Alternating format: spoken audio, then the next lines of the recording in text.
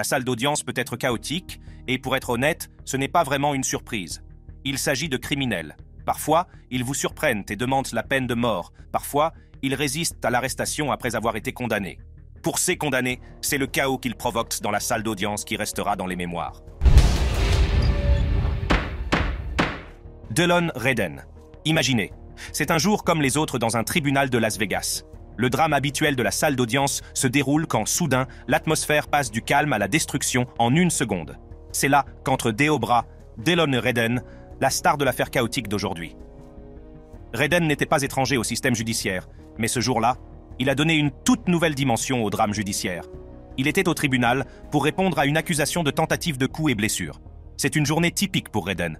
Le plan était simple, se faire condamner, purger sa peine, fin de l'histoire. Mais Wreden, semble-t-il, avait d'autres idées. Lorsque la juge Mary Kay Holthus a commencé à prononcer sa sentence, Wreden a décidé qu'il était temps de canaliser le fou qui sommeillait en lui.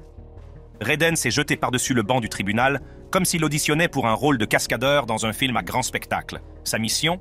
S'attaquer au juge Holthus. C'est le chaos. Tout est filmé dans la salle d'audience. Wreden s'envole au-dessus du banc, le juge tombe à la renverse, puis c'est la course folle pour le maîtriser. 3 courageux fonctionnaires du tribunal se sont précipités pour arracher Wreden au juge stupéfait.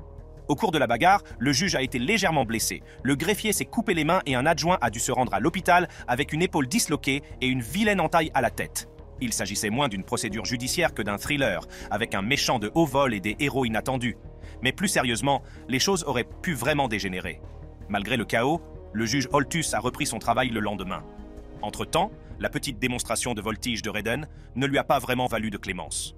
Au lieu de la peine prévue pour l'accusation initiale de coups et blessures, il s'est retrouvé face à une nouvelle série de chefs d'accusation, coercition avec force, intimidation d'un fonctionnaire, extorsion et une série de chefs d'accusation pour coups et blessures.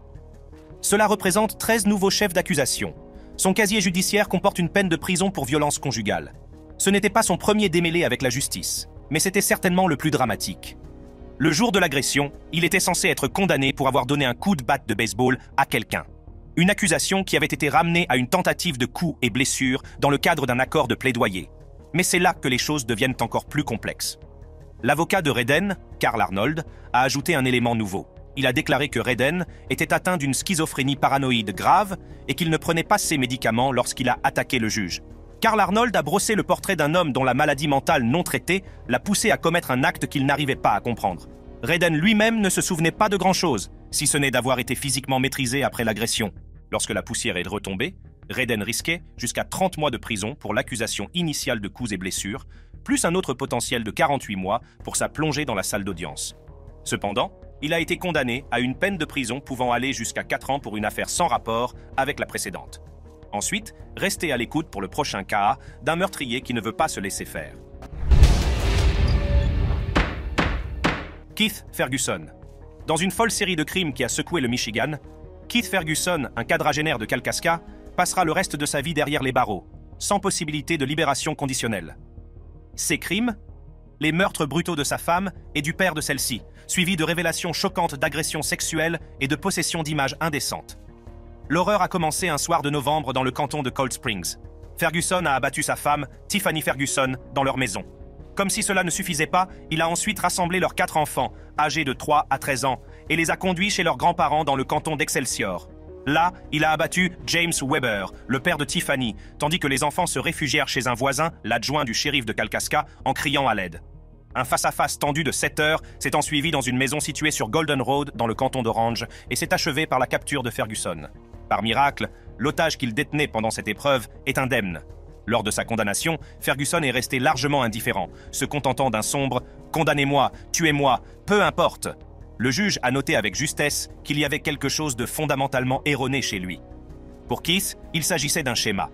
Par exemple, lorsqu'un autre juge a essayé de lui parler, Keith est devenu chaotique sans raison. Il a causé tellement de problèmes que le juge a dû l'excuser. Mais cela n'a pas empêché Keith d'être une menace. Il a été condamné à la prison à vie sans possibilité de libération conditionnelle, la peine la plus sévère dans le Michigan.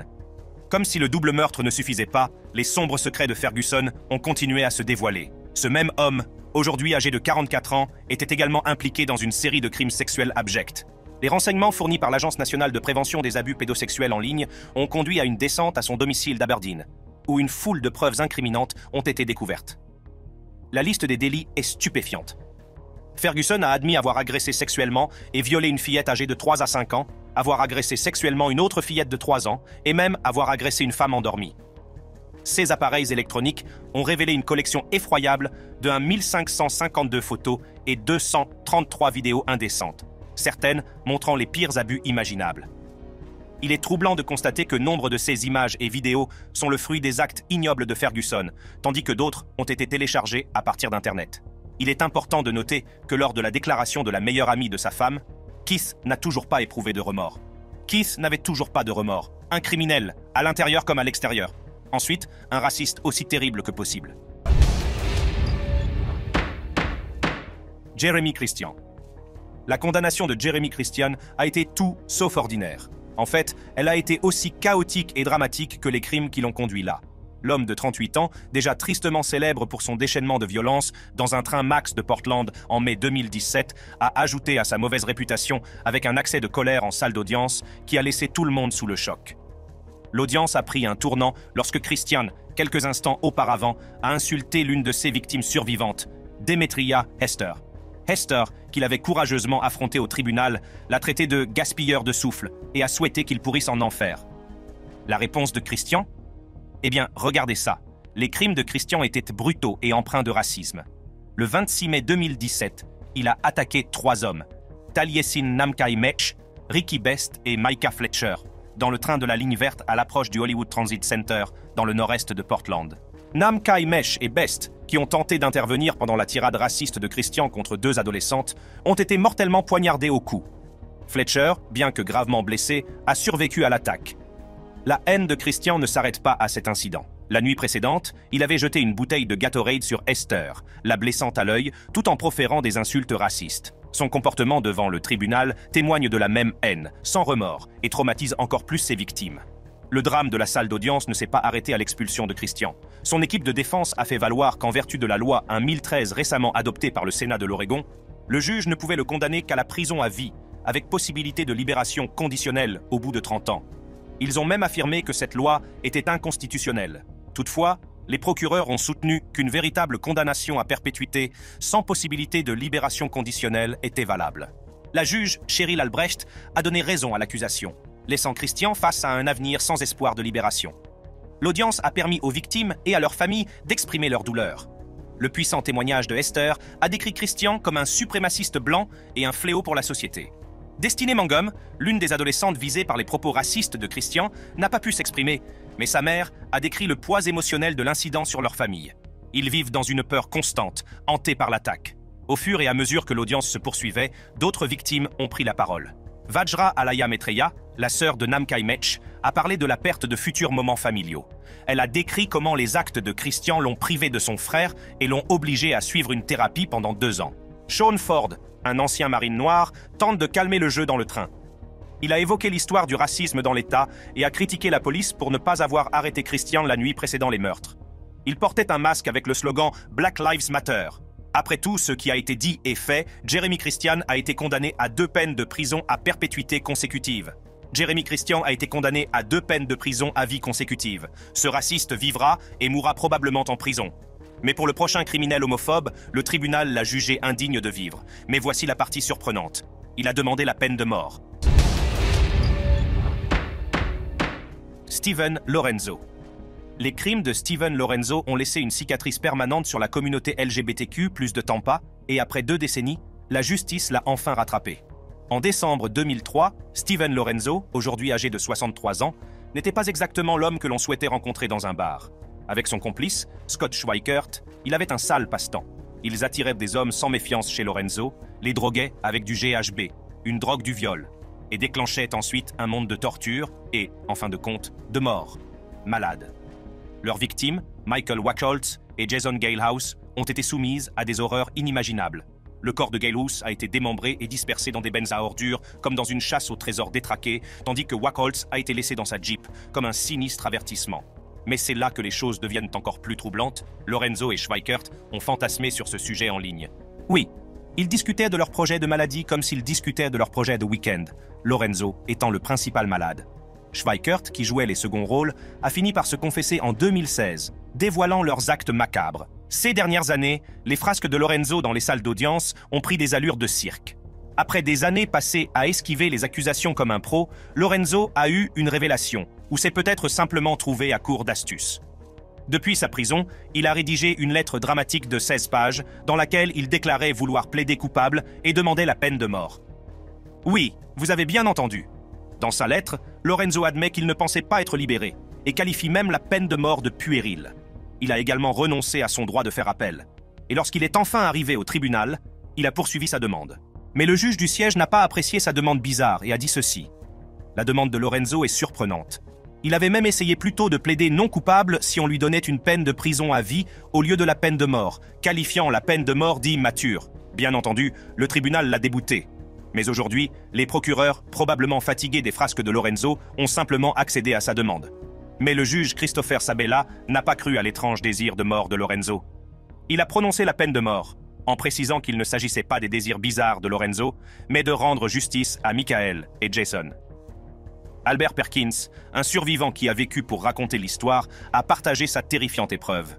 Imaginez que vous vous réveillez ligoté, drogué et à la merci d'un homme dont les yeux étaient aussi sombres que ses intentions. Perkins a raconté avoir été torturé pendant des heures et s'être finalement échappé lorsque Lorenzo s'est assoupi. Heureusement pour lui, Lorenzo n'était pas un oiseau de nuit. Pam Williams, la mère de Jason Galus, atteinte d'un cancer en phase terminale, a rassemblé toutes ses forces pour affronter Lorenzo.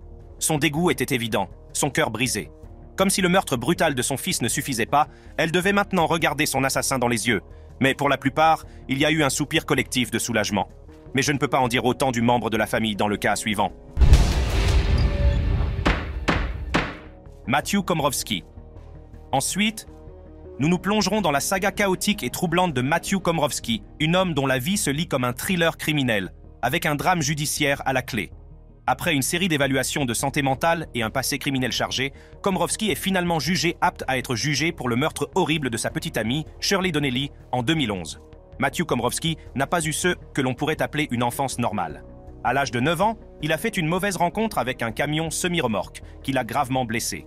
Bien que les médecins n'aient pas pu mettre en évidence de lésions cérébrales, son comportement s'est effondré. Il était l'enfant à problème de l'école et se rendait régulièrement à l'hôpital Bradley. Komrowski était un patient cauchemardesque. Tentative de suicide, automutilation, grève de la faim, tout ce que vous voulez, il l'a fait. Les diagnostics allaient du trouble de la personnalité borderline au comportement antisocial, faisant de lui le genre de personne que personne ne voulait traiter.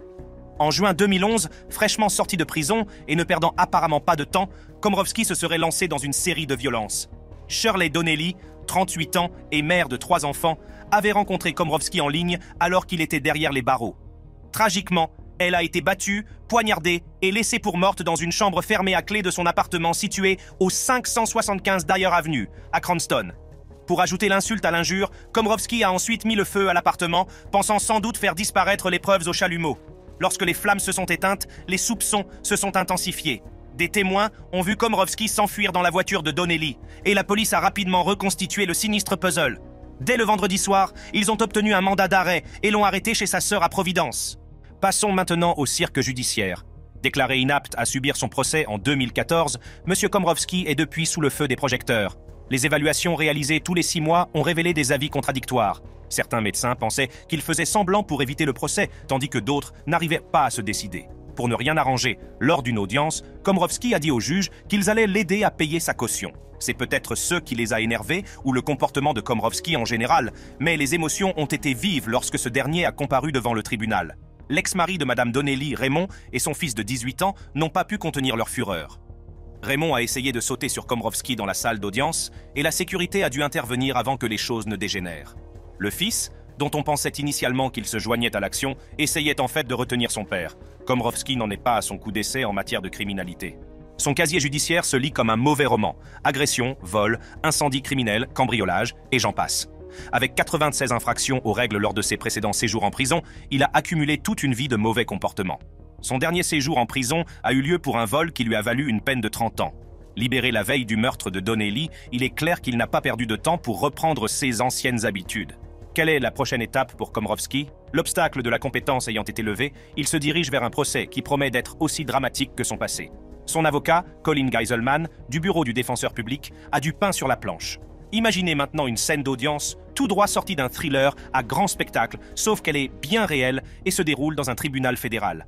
L'histoire suivante nous emmène à Salt Lake City, dans l'Utah, où une affaire judiciaire a brouillé les frontières entre l'ordre et le chaos.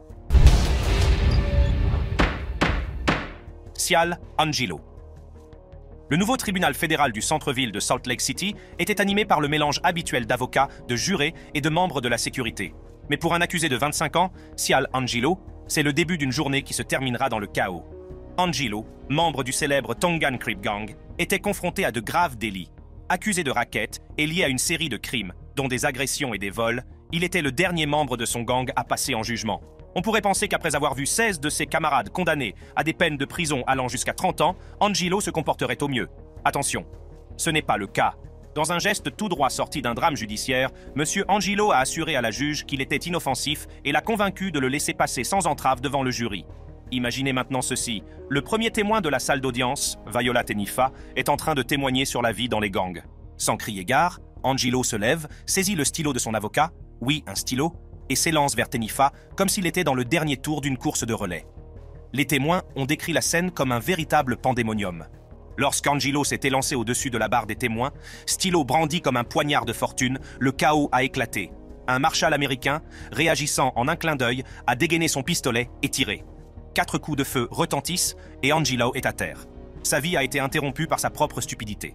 Cet épisode de la vie réelle s'est terminé avec Angelo mortellement blessé et une salle d'audience remplie de témoins ébranlés. La suite ? Un vice de procédure déclaré en moins de temps qu'il n'en faut pour le dire. La juge Tena Campbell, qui était aux premières loges pour assister à tout ce spectacle, a admis plus tard qu'elle avait peut-être sous-estimé la rapidité et la fureur d'Angelo. Personne ne s'attendait à ce qu'une journée d'audience de routine se termine par des coups de feu. Dans la foulée, la décision du marshal de tirer a suscité de nombreuses questions. La force était-elle excessive pour un homme armé seulement d'un stylo ?